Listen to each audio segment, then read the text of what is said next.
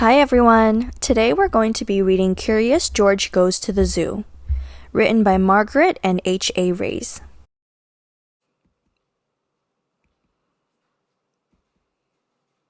This is George. George is a good little monkey and always very curious.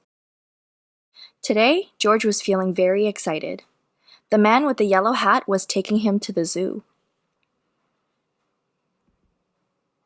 As they drove, the man explained to George that this wasn't just any zoo that they were going to visit. It's called the Wild Animal Park, the man said. All of the animals roam around freely. When they arrived, George saw a huge banner. George looked up at it, but he could not read the words. A friendly zookeeper explained. "It's an extra special day here at the Wild Animal Park," she said. "It is our baby Rhino's first birthday. We are going to have a party for her later on." A party? This was going to be a wonderful trip to the zoo. George tried to walk into the park where the animals were, but the zookeeper stopped him. "You can't walk in there," she said. "To explore this zoo, you have to ride in one of our special cars."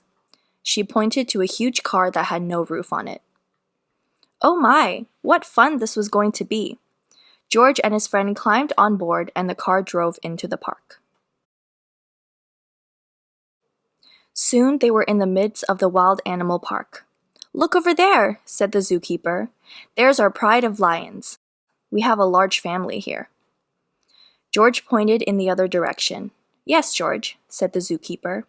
"I see the giraffes too. Their tall necks help them eat leaves from the treetops. And there are 2 ostriches running this way." George was happy to be seeing so many amazing animals. The zoo car drove past a small pond. Pink flamingos waded in the water. Their heads bobbed up and down as they walked on spindly legs. "The flamingos turn pink because they eat so many tiny pink shrimp," said the zookeeper. But George was not listening. He had never seen flamingos before. He was curious about how those flamingos were moving. He leaned out the back of the zoo car as far as he could to take a look. But then, oh, what happened? First, George lost his balance. Then he fell, kerplunk, right out of the zoo car. His friend hadn't noticed that he had fallen. George ran as quickly as a little monkey could toward the pond. The flamingos bobbed their heads and lifted their feet one at a time. It looked like they were dancing. George danced with them. Suddenly, the water in the pond started to move. Then a hippo popped its head out from under the water. What a surprise! George stopped dancing to take a look. The hippo opened its huge mouth as if it were yawning. George opened his mouth wide too. It was fun to act like a hippo. Just then, George noticed that something was rustling in the reeds near the pond. George was curious. He wanted to see what was there. In an instant, he jumped over to the reeds. He poked his nose inside and saw a baby rhino. The tiny rhino was cute, but she looked a little bit sad and a little bit lonely. George wanted to make that baby rhino feel happy again. He thought and thought. Maybe the baby rhino would like the flamingo dance. He jumped and bobbed his head and danced his feet up and down. The baby rhino peeked her head out of the reeds so that she could watch. George danced more, and the rhino walked out of the reeds. She was curious too.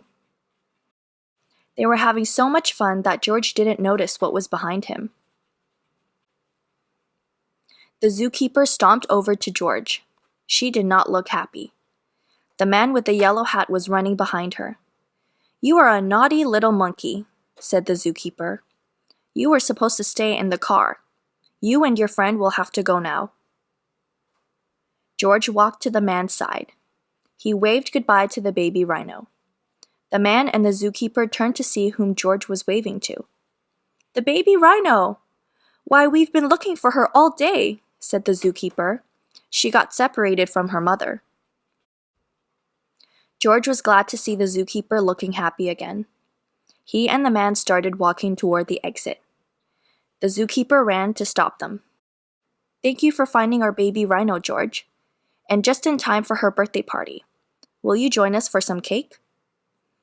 George jumped with glee.